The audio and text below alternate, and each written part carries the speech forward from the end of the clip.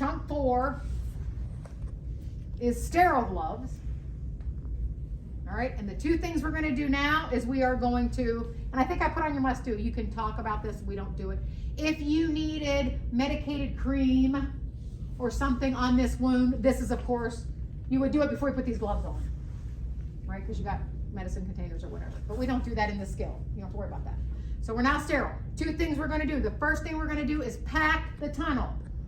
So we now take our pickups, we reach inside. Now, in the real world, this packing is like 20 feet long. Okay, so as your tunnel gets smaller, you need less packing. In your wound documentation, either the previous nurse or the wound care nurse will document how much packing she had in that tunnel. 3 centimeters, 5 centimeters, whatever it is, right? That'll be documented somewhere. If you don't know the first time around, then you just do the best you can do, but you'll figure it out as you go. Typically, you have sterile scissors. Remember, everything here is sterile. You would reach inside, you would get the beginning of the packing, and you would pull it out and you would cut it with the sterile scissors. We have pre-cut all of these for you. There's no cutting required. They're all different sizes, all different sizes. So you're just gonna reach in and get one. Now, it's kind of like playing Operation. You don't touch it like that. You don't want to touch this brown container because it's not sterile on the outside. So if you bump against it or touch it, this is no longer sterile.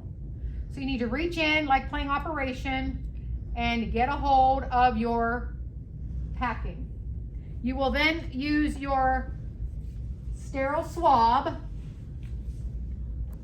to, and you don't want to touch the skin, you want to get inside the wound. You'll use your sterile swab. Now I do better with the swab in my dominant hand. You figure that out whatever you're better with. If you want the pickups in your hand, whatever, however, I prefer to swab with my dominant hand. So you are going to pack this tunnel using your swab with whatever size packing you pulled out of there. Okay, 6 inches above. Now you're sterile. You really don't want to touch that bag. Okay, first thing, 4th chunk, sterile gloves, pack the wound, and now the dressing. So you're going to take your sterile 4x4s and cover the wound. So officially at this point, we're done being sterile, but we're going to finish it up. The ABD pad has a blue line on it. Anybody know why? It's a sticky part. It's kind of like a diaper. Let you know when it's wet.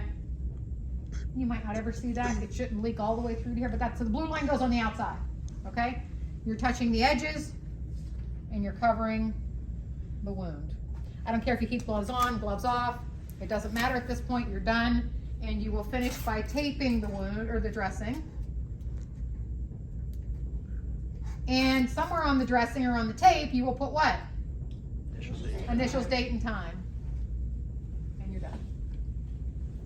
4 chunks, 3 sets of gloves, 2 things that get done at each chunk, each set of gloves.